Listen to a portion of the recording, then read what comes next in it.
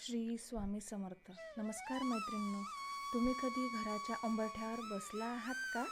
किंवा तुमच्या घरातील एखादी व्यक्ती रोज उंबरठ्यावर बसतात का?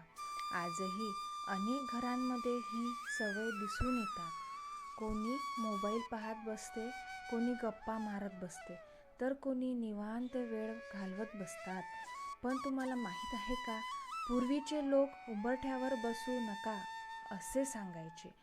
यामागे नेमके कारण काय होते आणि ही गोष्ट आजही सांगितली जाते. आजच्या या व्हिडिओमध्ये आपण याच विषयाबद्दल जाणून घेणार आहोत. म्हणून व्हिडिओ शेवटपर्यंत नक्की बघा, कारण शेवटी मी एक अशी गोष्ट सांगणार आहे जी अनेक लोक पूर्णपणे दुर्लक्ष करतात.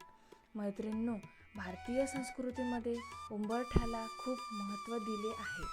उंबरठा म्हणजे फक्त घराचा दरवाजा नाही, तो घराच्या आतील आणि बाहेरील भागामधील सीमा मानला जातो. म्हणूनच पूर्वी लोक घरात प्रवेश करताना उंबरठ्याला स्पर्श करून नमस्कार करत असत, कारण त्यांना वाटायचे की घराची शांती, सुख आणि समृद्धी याच्याशी उंबरठ्याशी संबंध आहे. आता तुम्ही विचाराल की उंबरठ्यावर बसल्यात काय चुकी आहे? पूर्वीच्या काळात घरे लहान असायची. घरात येणारे जाणारे लोक सतत उंबरठ्यावरून जात असत. अशा वेळी उंबरठ्यावर बसल्याने अडथळे निर्माण होत असे. त्यामुळे लोकांना उंबरठ्यावर बसू नका असे सांगितले जायचे. पण हळूहळू यामागे आणखी काही समजुती जोडल्या गेल्या.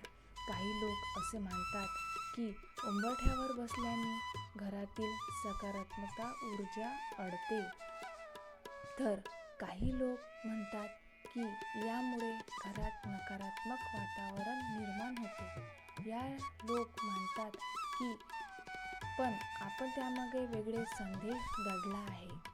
तो म्हणजे जीवनात अडकवून राहू नका, पुढे चालत राहा. मैत्रिणींनो, उंबरठ्यावर हा एक नेहमी दोन गोष्टीच्या मधोमध असतो, ना पूर्णपणे घरात, ना पूर्णपणे घराबाहेर. आणि काही लोक असे म्हणतात की जो माणूस सतत उंबरठ्यावर बसतो तो अनेकदा निर्णय घेण्यास अडकतो. तो पुढे जाण्याऐवजी विचार करत राहतो आणि अनेक संधी गमावतो. अर्थात हे प्रतिकात्मक आहे, पण विचार करण्यासारखे नक्कीच आहे. आज अनेक लोक स्वप्न पाहतात पण कृती करत नाही. मोठ्या गोष्टीचा विचार करतात पण पहिली पायरी टाकत नाही. मग वर्षानुवर्ष त्याच ठिकाणी राहतात. म्हणून उंबरठ्याचा संदेश असा असू शकतो: अडकून राहू नका, पुढे चला, कृती करा. आता एक छोटी गोष्ट ऐका. एका गावात एक तरुण राहत होता. त्याला मोठे यश मिळवायचे होते, मोठी स्वप्न होती, पण तो दिवसभर उंबरठ्यावर बसून फक्त विचार करत राहायचा. आज करेन, उद्या करेन, पुढच्या महिन्यात सुरुवात करेन, असे करत करत अनेक वर्ष निघून गेली. एक दिवस त्याच्या आजोबांनी त्याला विचारले, तू अजून सुरुवात का करत नाहीस? तो म्हणाला, योग्य वेळ येण्याची वाट पाहत आहे. आजोबा हसले आणि म्हणाले, योग्य वेळ कधीच येत नाही, योग्य वेळ निर्माण करावी लागते. मैत्रिणींनो, ही गोष्ट आपल्या सर्वांसाठी आहे.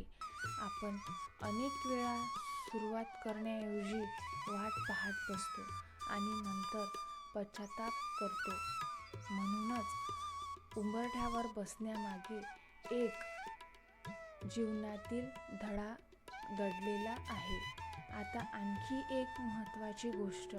काही लोकांना वाटते की उंबरठ्यावर बसल्याने लक्ष्मी घरात येत नाही. मैत्रिणींनो, खरी लक्ष्मी म्हणजे फक्त पैसा नाही. घरातील आनंद, प्रेम, समाधान आणि एकता ही देखील लक्ष्मीच आहे. आणि जर घरात सतत भांडणं होत असतील, एकमेकांशी संवाद नसेल, तर घरातील सुख कमी होते आणि म्हणूनच घरातील वातावरण आनंदी ठेवणे जास्त महत्त्वाचे आहे.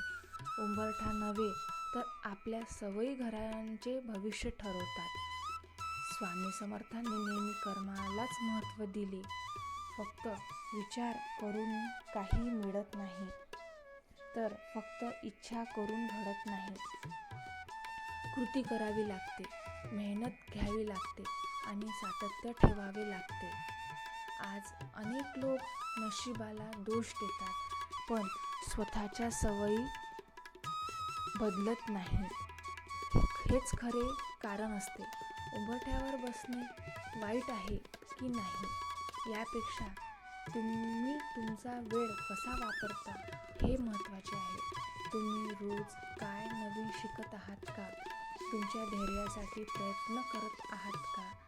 तुमचा वेळ योग्य ठिकाणी खर्च करत आहात का? हे प्रश्न स्वतःला विचारा, कारण याच प्रश्नामध्ये यशाचे उत्तर दडले आहे. आजचा व्हिडिओचा खरा संदेश असा आहे: उंबरठ्यावर बसण्यापेक्षा जीवनातील पुढे जाण्याचा विचार करा.